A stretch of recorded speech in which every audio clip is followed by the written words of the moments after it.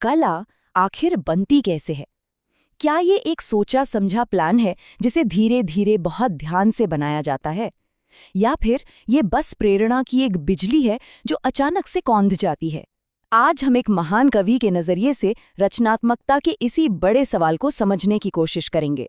तो सवाल यही है, क्या एक कविता किसी खेत की तरह धीरे धीरे एक एक करके बनाई जाती है, या फिर वो बिजली की कड़क की तरह एक ही पल में हमारे दिलो दिमाग पर छा जाती है?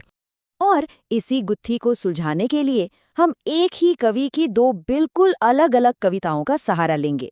कवि का नाम है उमाशंकर जोशी, और उनकी ये कविताएं दिखाती हैं कि रचनात्मकता असल में एक ही सिक्के के दो पहलू हैं। तो चलिए सबसे पहले मिलते हैं हमारे कवि से, उमाशंकर जोशी। 20वीं सदी के गुजराती साहित्य और भारतीय साहित्य की एक बहुत बड़ी और सम्मानित आवाज। तो कौन थे उमाशंकर जोशी? सोचिए, 1911 में गुजरात में जन्मे जोशी जी ने कविता को जमीन से जोड़ दिया, प्रकृति से और हम सबकी आम जिंदगी के अनुभवों से।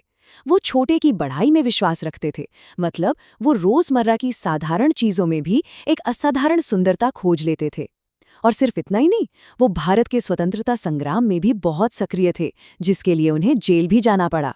तो अब बढ़ते हैं उनकी पहली कविता की तरफ, जो एक तरह से इस बात पर एक मास्टर क्लास है कि कला को कैसे धीरे धीरे बनाया जाता है। कविता का नाम है छोटा मेरा खेत। इस कविता का जो मूल विचार है वो बहुत ही सरल है, लेकिन बहुत गहरा भी। कवि कहते हैं कि उनके लिए कविता लिखना बिल्कुल खेती करने जैसा है, और कागज का एक पन्ना उनके लिए एक खेत की तरह है, जहां वो विचारों की खेती करते हैं। यहाँ जो सबसे दिलचस्प बात है वो ये है कि जोशी जी कला बनाने के हर हिस्से को खेती के एक असली कदम में कैसे बदल देते हैं। देखिए, कागज का पन्ना बन गया उनका खेत, मन में कोई भावनात्मक तूफान उठा और वो बन गया बीज बोने का पल। कल्पना ने खाद, पानी और रसायनों का काम किया, जिससे शब्दों के अंकुर फूटने लगे, और आखिर में जब फसल पककर तैयार हुई तो वही हमारी कलाकृति है। कमाल है ना? तो मतलब ये हुआ कि कवि सिर्फ लिख नहीं रहा, वो बाकायदा खेती कर रहा है, एक एक कदम आगे बढ़ा रहा है। पहले एक इमोशनल लहर से विचार का बीज बोया जाता है, फिर कल्पना उस विचार को एक नया रूप देती है। इसके बाद शब्दों के अंकुर फूटते हैं और वो एक पूरी कविता बन जाते हैं। और आखिर में होती है कटाई, जहां उस कविता से एक कभी ना खत्म होने वाला दिव्य रस मिलता है। अच्छा, तो ये तो हुआ एक पहलू। अब सिक्के का दूसरा पहलू देखते हैं। चलिए, जोशी जी की दूसरी कविता की ओर चलते हैं, जो एक बिल्कुल अलग रचनात्मक अनुभव की बात करती है, जहां कला सोची समझी नहीं जाती बल्कि अचानक से घटित हो जाती है। कविता का नाम है बगुलों के पंख। बस एक पल के लिए सीन को महसूस कीजिए। नभ में पांति बंधे बगुलों के पंख चुराए लिए जाती वे मेरी आंखें, आकाश में एक लाइन में उड़ते हुए सारस। और ये नज़ारा इतना ताकतवर है कि मानो कवि की आंखें ही चोरी हो गई हैं, वो कहीं और देख ही नहीं पा रहे।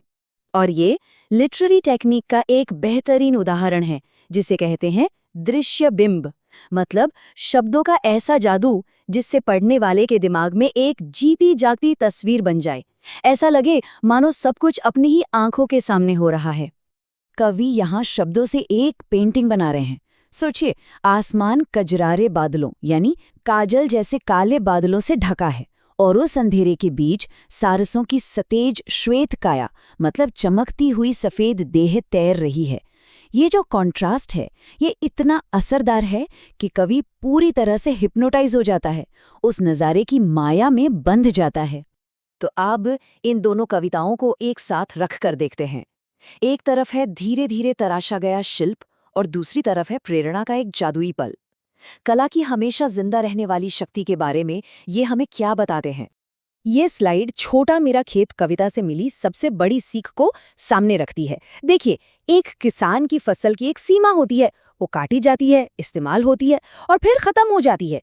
लेकिन एक कवि की फसल, यानी उसकी कला से मिलने वाला जो रस है, वो अनंत है। उसे जितना बांटा जाता है वो उतना ही बढ़ता जाता है। और इस पूरे विचार को एक लाइन में समेट देती है पहली कविता की ये आखिरी सबसे दमदार पंक्ति, रस का अक्षय पात्र सदा का। मतलब कला एक ऐसा बर्तन है जो रस से लबालब भरा है और जो कभी भी खाली नहीं हो सकता। तो हम घूम फिरकर वापस उसी सवाल पर आ गए, महान कला क्या है?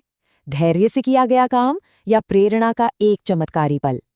शायद उमाशंकर जोशी की ये कविताएं हमें बताती हैं कि सच्ची रचनात्मकता के लिए असल में दोनों ही चाहिए। प्रेरणा की एक बिजली की कौंध और फिर उस कौंध को हमेशा के लिए जिंदा रखने के लिए धैर्य